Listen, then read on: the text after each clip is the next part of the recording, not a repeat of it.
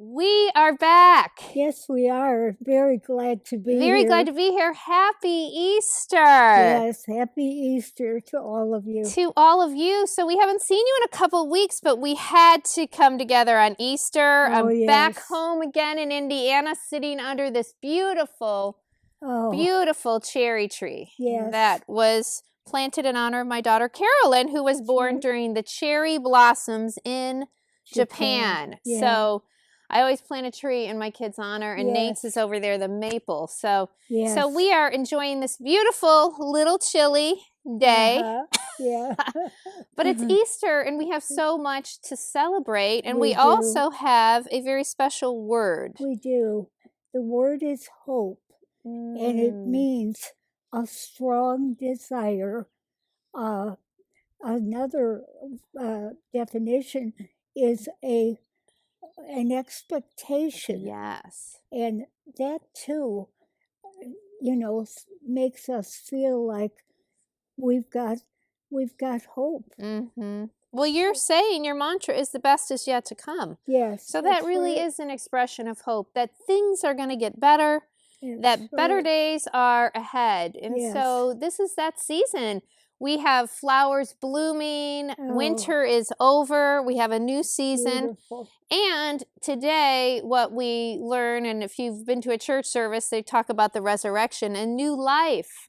This is a season of new life. We see it all around us in nature. And of course, today we see it through the person of Jesus. Yes. And another definition of hope is putting your trust in someone or something. So you're hoping, that it's going to get better. I'm putting my hope in something. And that's what we do as Christians on Easter, is we're putting our hope and our trust in Jesus, and that better days are coming, and that we will be resurrected too. Yes. So it's very exciting. It's an exciting day. It's a day that represents new life.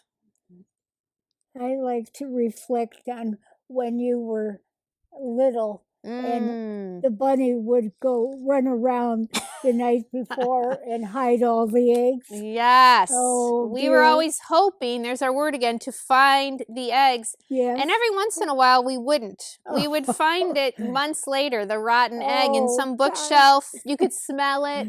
I remember that. Yes, I totally remember that. It was in a long flower pot.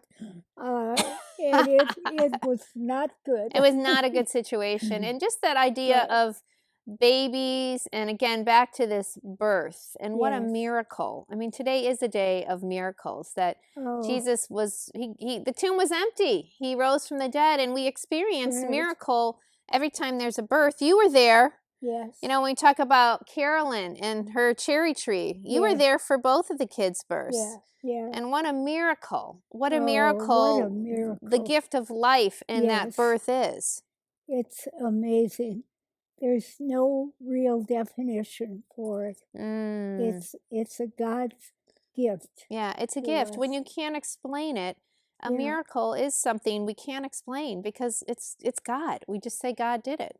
As I look around here and see all this new life, the buds and all the little flowers poking up from the ground, it's awe-inspiring, really. Yes, it's a reminder of new life. Yeah. And that's what I love spring. In spring, it's come after a long winter, and many of us have been in a long winter season, even beyond the last few months with COVID. We're coming out of a very, very difficult time. Of course, we have to always remember the people of Ukraine. They're still in a winter season, and we're hoping and praying for better days for them through and an end to this war. But we've all had those seasons of winter, those very difficult times.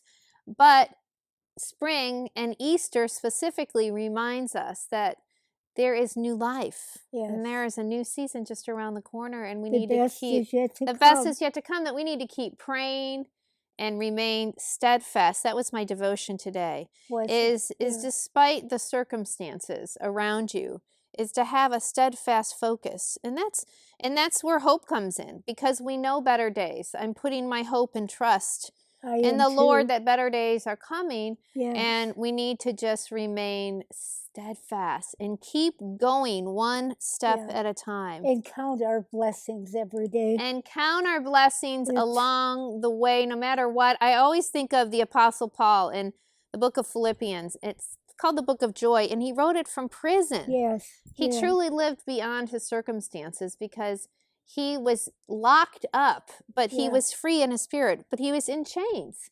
And yet he could speak of the joy in Jesus and see that hope and talk about that hope, even though his circumstances didn't say it. And that's really what hope is. It's looking beyond and saying, okay, we trust that it's going to get better. Expecting the best. And expecting it to get better. Not only saying, oh, it's going to, but knowing it is going to get better. And that's that living expectantly. I love that. No doubts. No doubts. Know that God is there for us. Right. And he's going to give us what we need. Yeah, what we need. Not always what we want. That's true. And not always in the timing. That's a big part of it. We talk a lot about patience. I feel like we kind of loop back on patience a lot. Because we need it. And I know I need it. But sometimes our prayers are not answered in the timing that we prefer.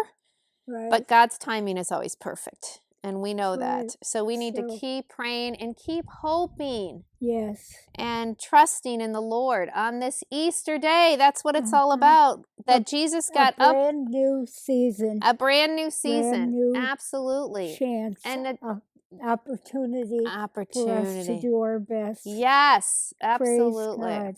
Praise the Lord. And so thank you. Whoop. The arm is already out. It's getting a little chilly out here.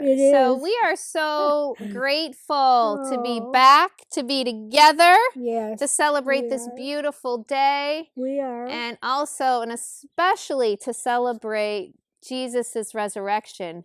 He is risen. He is risen. Indeed. Absolutely. Yes. So you guys have a great day, and we will see you next week and talk about something new, a new life. We've got some new things coming, so tune in next week, and we will be back. So happy Easter. Yes. Happy Easter. Bye-bye.